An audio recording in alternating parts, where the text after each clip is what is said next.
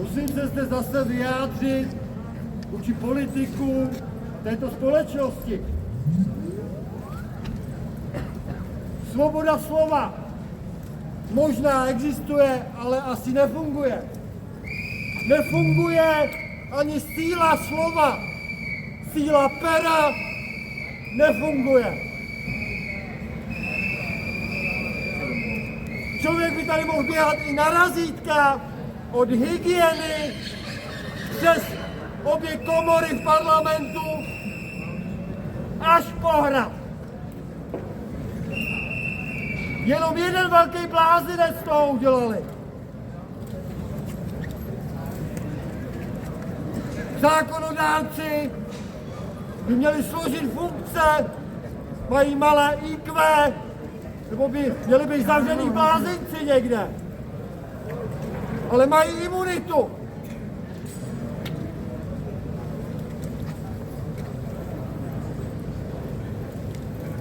Sametová revoluce. Co si pod tím Pirát představí? Ano, ne násilí. Tam to píšou dokonce. Ty lidi to tady měli. Můžeme to zkusit bez násilí.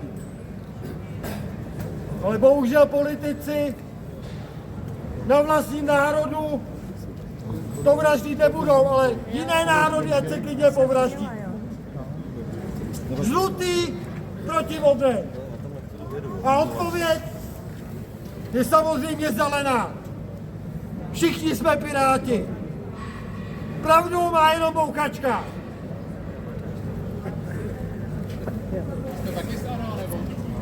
To ještě není všechno. Já jsem pravý Pirát.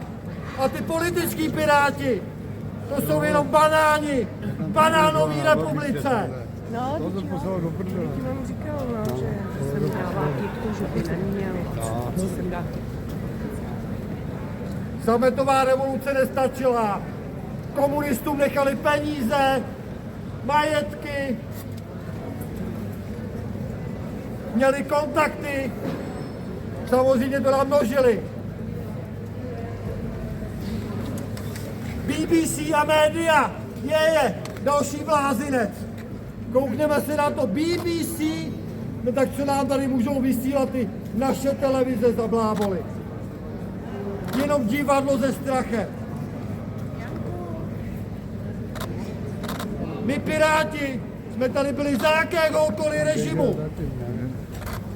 Už v 17. století za krále, za prvních republik, ať byly komunistické nebo demokratické.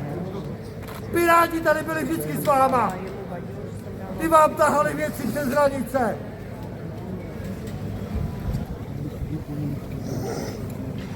Závěrem. Žijeme v banánové republice, akorát jsme zapomněli na tu banánovou revoluci. Tak dobře, já ji začnu ještě zpětně, tu banánovou revoluci. Začnu tady házet šlupky od banánů, možná celý banány, a ty politiky, ty možná začneme unášet rovnou do blázince. Tam patří, ale bohužel mají imunitu. Vám řekne psychiatr, že by je tam nejradši měl, ale že hod jsou chráněný.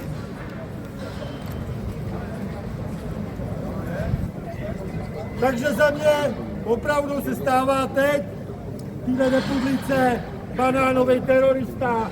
A dokonce mám s sebou i další lidi, nebo dá se říct opice, který v tom budou taky se mnou bojovat. Tý revoluci banánové.